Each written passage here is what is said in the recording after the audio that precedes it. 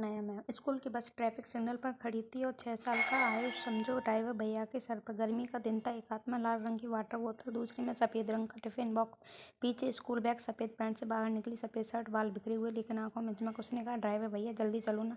Driver ने आयुष की ओर देखा और मुस्कुरा दिया। बच्चा पिछले आधे घंटे में 4 बार यह बात कह चुका था। ड्राइवर ने कहा, कार्टून फिल्म इसमें हुई जा रही है क्या?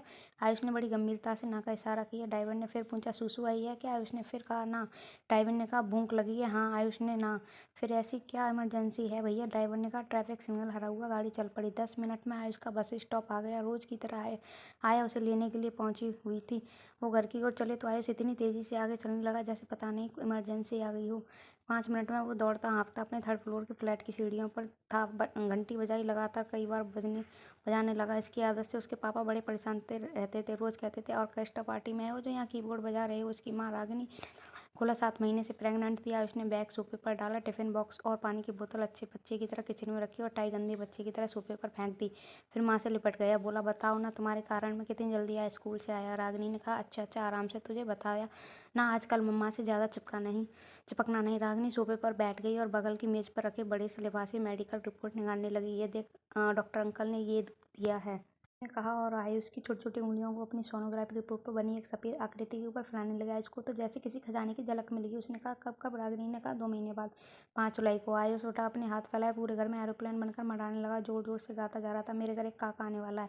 रागिनी और उसके पति अमन के घर में दूसरा बच्चा आने वाला था। वक्त का जोड़ घटाना गणित करके उन्होंने शादी के 1 महीने बाद जो आने वाली ज़िंदगी का कैलेंडर बनाया था, उसका पन्ना प्लान के मुताबिक पलटना आ रहा था। 2 साल में बच्चा जब 7-8 साल का हो तो दूसरा बच्चा, दोनों के लिए अलग-अलग फिक्स डिपॉजिट। आयुष की अच्छी परवरिश हो, इसके लिए रागिनी ने अपनी बैंक की नौकरी छोड़ दी थी और कई साल से नौकरी जो अपने आप में फुल टाइम जॉब है बखूबी संभाल रही थी। मन एक अच्छी पोजीशन पर था, अच्छी खासी तनख्वाह मिलती थी। साल में एक बार पति पत्नी कहीं ना कहीं छुट्टी पर जरूर चले जाते थे और इस बार भी गर्मियों में किसी अच्छे हिल स्टेशन जाने की प्लानिंग चल रही थी। डॉक्टर ने सख्त हिदायत दी थी कि रागिनी ट्रैवल नहीं कर सकती। अगले ही दिन अमन ने रागिनी की माँ को याद शहर फोन लगाया और कहा, मम्मी, डॉक्टर तो रागिनी को कहाँ कहीं आ जा नहीं सकती, तो हमने अपनी छुट्टी कैंसिल कर दी और उसके बाद लक्ष्मी की शादी में याद शहर नहीं आ पाएंगे। लक्ष्मी को समझा दीजिएगा। आप ऐसा करिए, शादी के फौरन बाद आप यहाँ अग्नि के पास आ जाइए।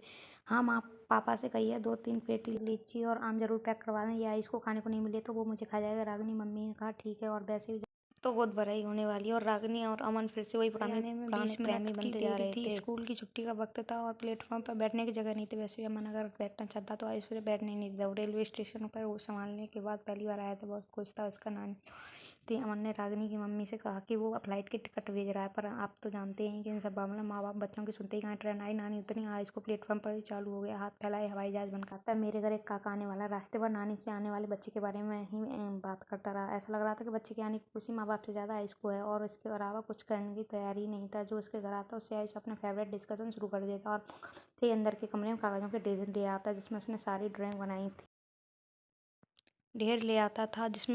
सारी ड्राइंग बनाई थी। असल में आयुष ने अपने माँ बाप से कह रखा था कि वो आने वाले बेबी का चेहरा गैस करके रोज एक ड्राइंग बनाएगा। नानी हाथ मुंह धोकर उसके लिए लीची छीलने के लिए बैठ गई थी।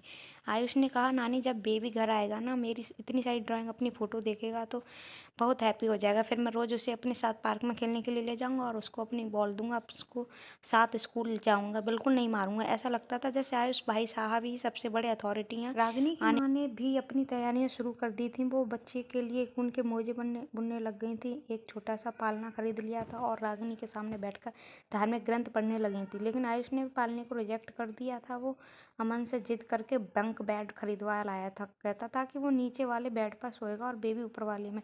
अमन अक्सर कमरे के एक कोने में बैठे चुपचाप बड़े चाव से आयुष की हरकतों को देखता रहता था और सोचता कि काश बड़े भी दुनिया को इसी मासूमियत और सरलता से देख पाएं जैसे बच्चे देखते हैं। रागिनी की गोद भराई की तैयारी शुरू हो गई थी। उसकी तरफ गोद भराई बड़ी रस्म मानी जाती